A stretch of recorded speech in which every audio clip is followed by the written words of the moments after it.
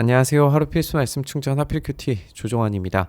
오늘 함께 나눌 하나님 말씀은 요한복음 4장 27절에서 42절까지 말씀입니다.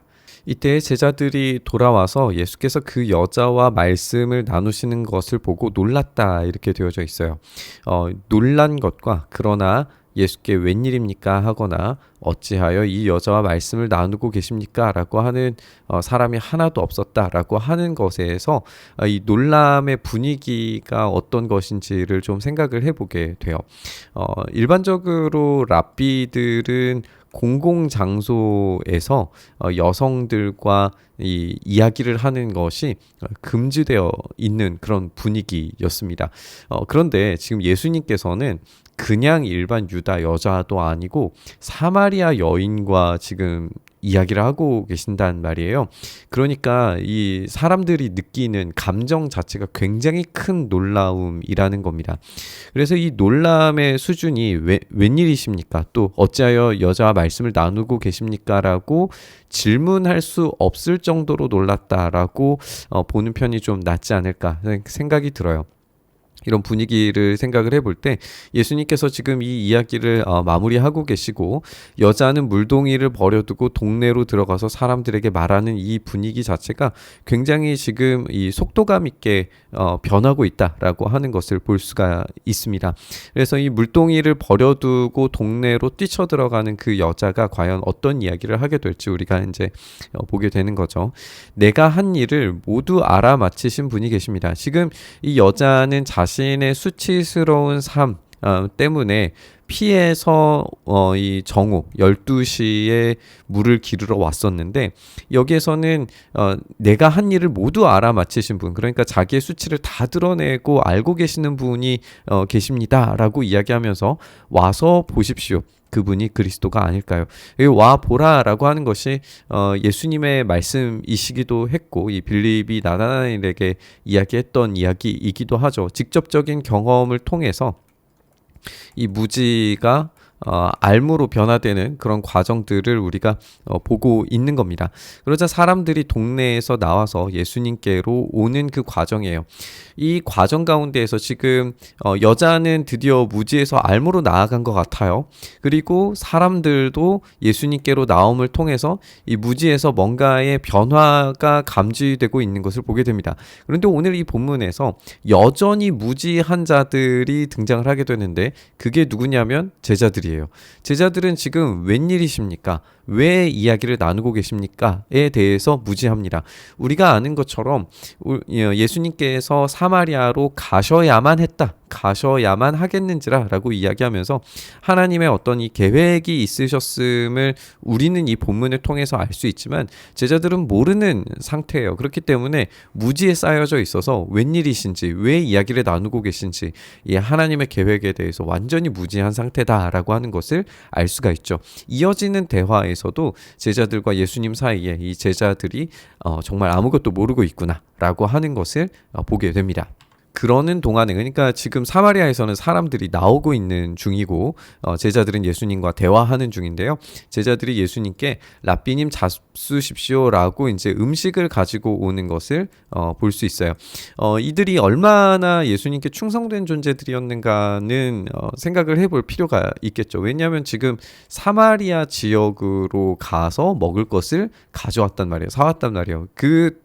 두 이제 나라가 같은 민족이지만 다 갈라진 이 나라 가운데에서 감정적인 골이 굉장히 깊어져 있는 상태에서 음식을 사가지고 왔을 정도로 예수님께 지금 이 충성을 다하고 있는 것을 볼 수가 있어요. 그런데 예수님께서는 제자들에게 말씀하시기를 나에게는 너희가 알지 못하는 먹을 양식이 있다라고 그렇게 말씀을 하세요. 이건 아마도 신명기 말씀을 떠올리게 만드는 것 같아요.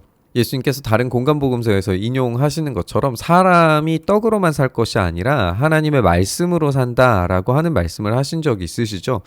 그러니까 지금 여기에서 먹을 양식이 있다라고 하는 것은 떡으로만 사는 것이 아니라 하나님의 말씀, 하나님의 계획, 하나님께서 지금 추수하고자 하시는 그 일들을 성취하심으로 말미암아 굉장히 큰 만족감을 느끼셨다라고 하는 것을 우리가 예상을 해볼 수 있어요. 그런데 여기에서 제자들이 누가 잡수실 것을 가져다 드렸을까라고 이야기하면서 서로 말해요. 그러니까 이들은 지금 완전히 무지 가운데 있다라고 하는 것을 우리가 볼 수 있는 거죠. 지금 예수님께서는 초점 자체가 이 영적인 양식에 대해서 이야기하고자 하시는데 그들은 지금 당장 먹을 음식에 집중하고 있는 걸 보게 됩니다. 예수님께서 제자들에게 말씀하세요. 나의 양식은 나를 보내신 분의 뜻을 행하고 그분의 일을 이루는 것이다. 우리가 이야기한 것처럼 신명기 8장에서 이야기되는 것, 사람이 먹는 것으로만 사는 것이 아니라 주님의 입에서 나오는 모든 말씀으로 산다는 것을 알려주시려는 것이다 라고 하는 이 신명기 8장 말씀을 인용하시는 것 같아요. 그래서 지금 먹는 양식이 아니라 또 다른 양식이 있는 것이고 그 다른 양식이 그분의 뜻이 이루어지는 것이에요. 그래서 사마리아로 가셔야만 했던 이유 그리고 그 계획에 대해서 예수님께서 지금 성취하고 계신다라고 하는 것을 우리가 볼 수 있죠. 너희는 넉 달이 지나야 추수 때가 된다고 하지 않느냐. 그러니까 추수하기 위해서는 시간이 필요해요. 그러나 나는 너희에게 말한다. 눈을 들어서 밭을 보아라. 이미 곡식이 익어서 거둘 때가 되었다. 만약에 지금 예수님께서 마을에서 나오고 있는 사마리아 사람들을 보고 계셨다면 지금 나오고 있는 이 사마리아 사람들이 이미 익어서 나오고 있는 곡식들 이라고 표현하실 수도 있었겠죠. 눈을 들어서 밭을 봐라. 지금 나오고 있는 저 사마리아 사람들을 봐라. 이 추수할 때가 됐다라고 하는 이야기를 하고 계시는 거예요. 그러면 우리가 이제 이전 본문에서도 함께 살펴봤던 것처럼 이 구원에 대한 이야기의 이 성숙 시간은 유대 땅을 통하여서 이루어졌을 거예요.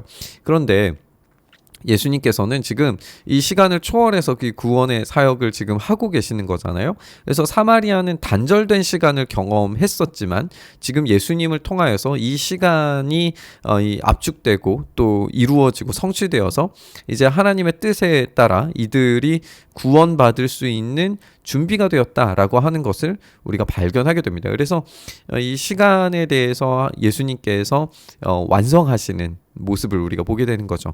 추수하는 사람은 품삯을 받으며 영생에 이르는 열매를 거두어 드린다. 그리하면 씨 뿌리는 사람과 추수하는 사람이 함께 기뻐할 것이다. 여기에서는 이제 추수하는 사람과 씨 뿌리는 사람, 하나님과 또 성자 예수님 그리고 성령께서 지금 이 안에서 역사하시면서 구원의 사역이 지금 완성되어져 가는 그때를 보며 기뻐하시는 이런 모습으로 우리가 볼 수 있을 겁니다. 그러므로 한 사람은 심고 한 사람은 거둔다는 말이 옳다. 나는 너희를 보내서 너희가 수고하지 않은 것도 거두게 하겠다. 이제 예수님께서만 그 일을 하시는 것이 아니라 제자들도 그 일을 할 수 있게 될 겁니다. 왜냐하면 그 시간이 찾아왔고 때가 이르렀고 때가 찼어요. 예수님의 십자가와 부활의 사건을 지나기만 한다면 제자들은 이 열린 이 추수할 곡식들이 보이는 그런 곳으로 보내심을 받게 될 겁니다.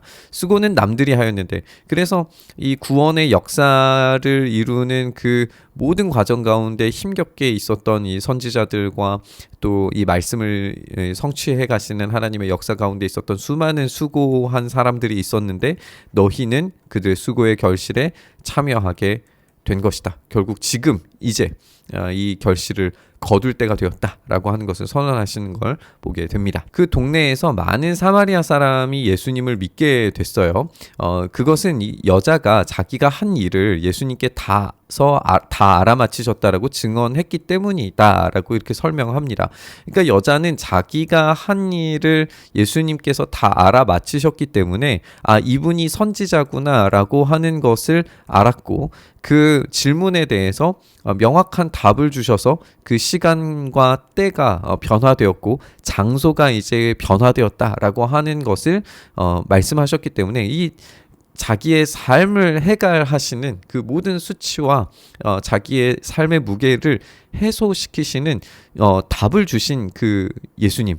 그래서 근본적인 변화의 시작을 만들어내신 분을 만났고 그것에 대해서 사람들에게 이야기를 했죠. 그렇기 때문에 많은 사마리아 사람들이 예수님을 믿게 되었다라고 그렇게 증언하고 있어요. 여자는 자기의 어떤 이 수치스러운 삶이 있었지만 수치스러운 삶이 오히려 도구가 되어서 이 전도에 쓰여지고 있는 것을 우리가 보게 되죠. 그것이 오히려 이 여자가 할 수 있었던 놀라운 이 복음의 비밀이었습니다.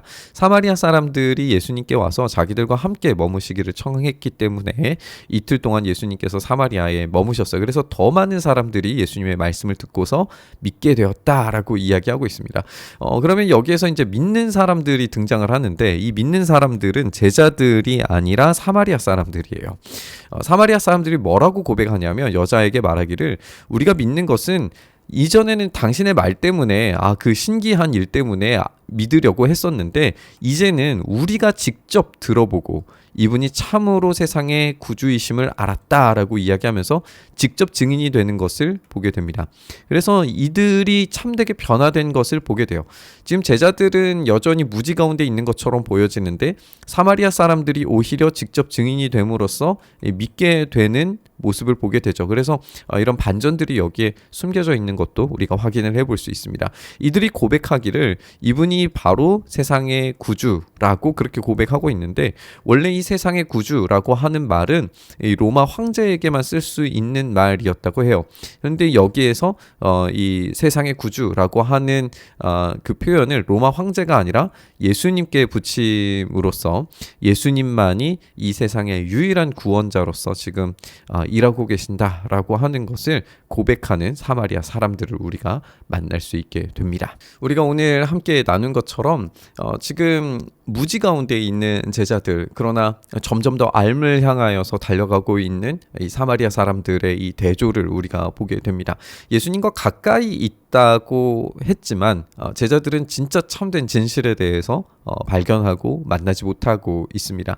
그런데 사마리아 사람들의 이 갈급함, 어쩌면 그 갈급함이 큰 원동력이 되었으리라고 생각이 되는데 이전에 자신들이 가지고 있었던 어떻게 보면은 비교의식, 이 유다 사람들과 비교되는 그런 모습들, 또 이 구원의 역사에서 약간 소외되는 듯한 그런 이 모습들, 이런 것들이 있었을 텐데 이런 수치들이 다 드러나고 난 다음에 진짜 참된 구주이신 분께 나아가게 되니까 그 모든 시간과 공간에 대해서 해소를 받게 되면서 참되게 주님을 만날 수 있는 그런 배경이 준비된 것을 우리가 발견하게 되죠. 우리의 삶도 마찬가지인 것 같습니다. 우리의 삶에 우리 주님께서 오신다면 우리의 시간도, 우리의 공간도, 우리가 어떻게 해볼 수 없는 삶의 문제들까지도 주님께서 해결하시고 참된 답변을 주시고 참된 변화를 일으키실 수 있다라고 하는 점을 우리가 생각해 봤으면 좋겠습니다. 그렇게 주님을 만나서 참된 변화를 경험하기를 간절히 바라고 소망하면서 우리 묵상의 자리로 나아가시죠. 주님, 그렇게 우리의 삶 오직 주님의 것 되기를 소망합니다. 우리의 수치와 아픔까지도 변화시키시고 우리의 시간과 공간을 바꾸어 내시는 주님의 능력 앞에 우리가 서기를 소망합니다. 그렇게 오늘 우리의 삶 가운데 일하시고 역사하시며 변화시키시는 주님의 능력 경험케 하시기를 간절히 바라고 소망하며 우리 주님 예수님 이름으로 기도드리옵나이다. 아멘.